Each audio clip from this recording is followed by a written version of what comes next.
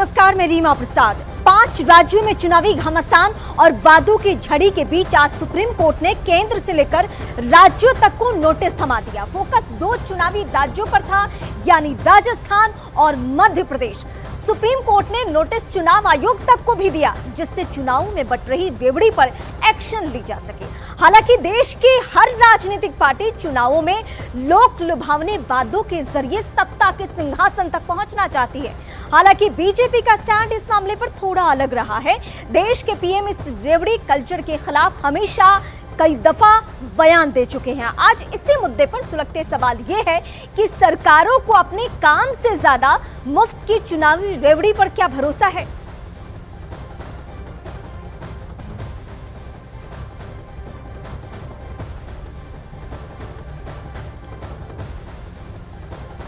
तो इस वक्त जो सवाल सबके सामने है कि ये जो हर चुनाव में राज्य दर राज्य हम जो स्थिति देखते हैं, वो स्थिति ये रहती है कि हर राज्य में चुनाव जीतना है तो जीत की गारंटी क्या है।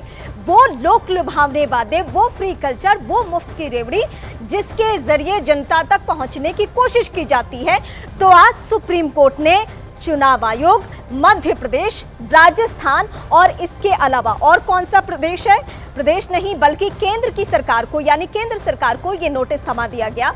और सीधे इस वक्त मैं अपने मेहमानों का रुख करूंगी। सबसे पहले बांसुरी स्वराज जो कि बीजेपी से है, आपका बहुत स्वागत है। दीपक झा कांग्रेस पार्टी से, आपका भी स्वागत है। शिवरास्ता जी राजनीतिक विश्लेषक, आपका भी स्वागत। अनुराग भदौरिया समाजवादी पार्टी से, आप सभी का स्वागत। और पहला सवाल बांसुरी जी आपसे है, क्योंकि इस मामले पर भले ही केंद्र सरकार को सुप्रीम कोर्ट ने नोटिस दिया हो, लेकिन पीएम का भाषण हम सभी को याद करना चाहिए।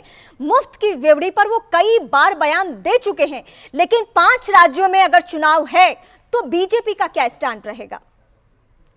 देखिए, आप बिल्कुल सही कह रहे हैं। हमारे आदरणीय प्रधानमंत्री श्री नरेंद्र मोदी इस देश के युवा को, इस भारत की जनता को आत्मनिर्भर बनाने की दिशा में देश को लेके जा रहे हैं, और इसीलिए फ्रीबीज यानी रेवड़ी कल्चर, मुफ्त की रेवड़ी बांटने के वो सरासर खिलाफ है। एक हमें अंतर करना पड़ेगा। जब भी भाजपा की सरकार आती है तो भाजपा युवा को आत्मनिर्भर करने की तरफ बढ़ती है, इसलिए स्टैंड अप इंडिया की बात करती है, स्टार्टअप इंडिया की बात करती है, मुद्रा योजना की बात कर रही है। फ्री कलर टीवी बांटने की राजनीति भाजपा नहीं करती, क्योंकि जब आप फ्री में, मुफ्त में चीजें बांटते हैं तो कभी भी कुछ भी फ्री होता नहीं है। अंग्रेजी की कहावत है, there is nothing free, there is nothing such as a free lunch.